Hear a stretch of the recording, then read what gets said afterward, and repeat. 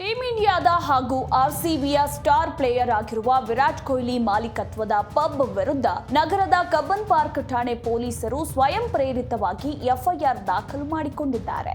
Silicon ಸಿಟಿಯ ಕಸ್ತೂರ್ಬಾ ರಸ್ತೆಯಲ್ಲಿರುವ ವಿರಾಟ್ ಕೊಹ್ಲಿ ಮಾಲೀಕತ್ವದ ದಿ 18 ಕಮ್ಯೂನ್ ಪಬ್ನಲ್ಲಿ ಪ್ರತ್ಯೇಕ ಸ್ಥಳ ಮೀಸಲು ಇಡದೆ ಗ್ರಾಹಕರಿಗೆ ಧೂಮಪಾನಕ್ಕೆ ಅವಕಾಶ ಮಾಡಿಕೊಡಲಾಗಿದೆ.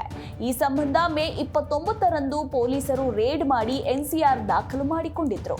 ಈಗ ನ್ಯಾಯಾಲಯದಿಂದ ಅನುಮತಿ ಪಡೆದು ಪ್ರಕರಣ ದಾಖಲಿಸಿಕೊಂಡಿದ್ದಾರೆ. ದಿ 18 ಕಮ್ಯೂನ್ ಪಬ್ನಲ್ಲಿ ಪ್ರತ್ಯೇಕ ಸ್ಥಳ ಮೀಸಲು ಇಡದಿದ್ದಕ್ಕೆ ಮ್ಯಾನೇಜರ್ ಹಾಗೂ ಸಿಬ್ಬಂದಿ ವಿರುದ್ಧ ಕೇಸ್ ದಾಖಲಾಗಿದೆ.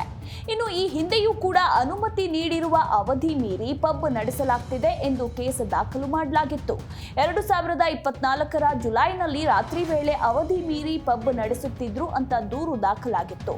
ಜುಲೈ 6ರಂದು ರಾತ್ರಿ 1:20ರವರೆಗೆ ಪಬ್ ಓಪನ್ ಆಗಿಯೇ ಇತ್ತು. ಇನ್ನು ರಾತ್ರಿ ಗಸ್ತಿನಲ್ಲಿದ್ದ ಪೊಲೀಸರು ಪಬ್ ಓಪನ್ ಇರೋದಾಗಿ ಮಾಹಿತಿ ಪಡೆದಿದ್ರು. ಸ್ಥಳಕ್ಕೆ ಹೋಗಿ ಪರಿಶೀಲಿಸಿದಾಗ ಅವಧಿ ಮುಗಿದಿದ್ರು ಕೂಡ ಗ್ರಾಹಕರಿದ್ರು. ಇದರ ಬೆನ್ನಲ್ಲೇ ಈಗ ಮತ್ತೆ ಕಬ್ಬನ್ ಪಾರ್ಕ್ ಠಾಣೆ ಪೊಲೀಸರು ಸ್ವಯಂ ಪ್ರೇರಿತವಾಗಿ ಎಫ್ಐಆರ್ ದಾಖಲಿಸಿದ್ದಾರೆ.